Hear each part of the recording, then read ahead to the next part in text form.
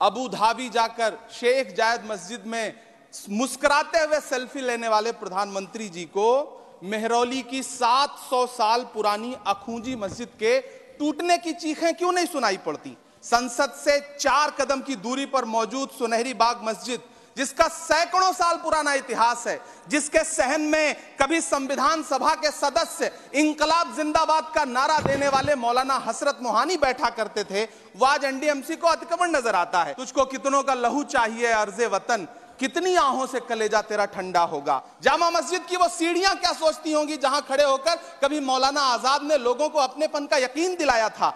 उपसभापति महोदय, मैं डीडीए द्वारा उजाड़ी जा रही दिल्ली की दास्तान और कुछ ऐतिहासिक इमारतों की चीखें लेकर आपके सामने खड़ा हूं।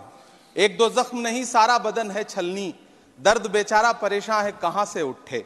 इसी 26 जनवरी को भारत के मेहमान फ्रांस के राष्ट्रपति मैक्रोन को रूहानी दिल्ली का दीदार कराने के लिए हमारी सरकार निजामुद्दीन औलिया की दरगाह पर लेकर गई थी। मेरी आंखों में एक तरफ तो यह तस्वीर है और दूसरी तरफ इसी सरकार के इशारे पर रात के अंधेरे में जमींदोज कर दी गई सैकड़ों साल पुरानी मामा भांजा, मंडी हाउस, काका नगर की छोटी छोटी मजारें हैं जो पूछ रही हैं कि हमें तोड़ा क्यों गया।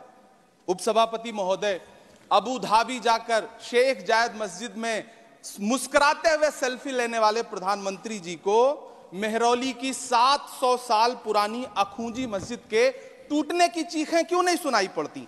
डीडीए के अधिकारी सुबह 5 बजे अंधेरे में मेहरौली में एक मस्जिद, बच्चों के पढ़ने का मदरसा और एक मंदिर को जमींदोज कर देते हैं। जो डीडीए 1957 में गठित हुआ वो अपनी पैदाइश से कई सौ साल पहले पुरानी मेहरौली मस्जिद को अतिक्रमण बताता है।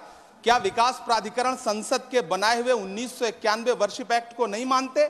संसद से 4 कदम की दूरी पर मौजूद सुनहरी बाग मस्जिद, जिसका सैकड़ों साल पुराना इतिहास है, जिसके सहन में कभी संविधान सभा के सदस्य इंकलाब जिंदाबाद का नारा देने वाले मौलाना हसरत मोहानी बैठा करते थे, वो आज एनडीएमसी को अतिक्रमण नजर आता है। जिस मस्जिद को लुटियन बसाने वाले अंग्रेजों ने नहीं ढहाया, उसे एनडीएमसी और डीडीए उजाड़ना चाहती है। आखिर कब रुकेगा यह सिलसिला? तुझको कितनों का लहू चाहिए अर्ज़े वतन, कितनी आहों से कलेजा तेरा ठंडा होगा। दूर कहीं अशफाकुल्लाह खान, बीर अब्दुल हमीद, ब्रिगेडियर उस्मान की रूहें क्या सोचती होंगी? जामा मस्जिद की वो सीढ़ियां क्या सोचती होंगी जहां खड़े होकर कभी मौलाना आजाद ने लोगों को अपनेपन का यकीन दिलाया था। गैजेट, हेरिटेज, सैकड़ों साल का वजूद क्या हमारी संस्थाओं के लिए कोई मायने नहीं रखते? मैं आपके माध्यम से इस सदन से पूछना चाहता हूं और सरकार से पूछना चाहता हूं कि सरकार देश को बताए कि वो 700 साल पुरानी इमारत को गैर कानूनी तरीके से जमींदोज करने वाले डीडीए के अधिकारियों के खिलाफ क्या कार्रवाई करेगी। वो देश को यह विश्वास दिलाए कि स्वतंत्रता आंदोलन से लेकर इस नए भारत के निर्माण तक सैकड़ों कहानियों की गवाह सुनहरी बाग मस्जिद को सुरक्षित रखा जाएगा।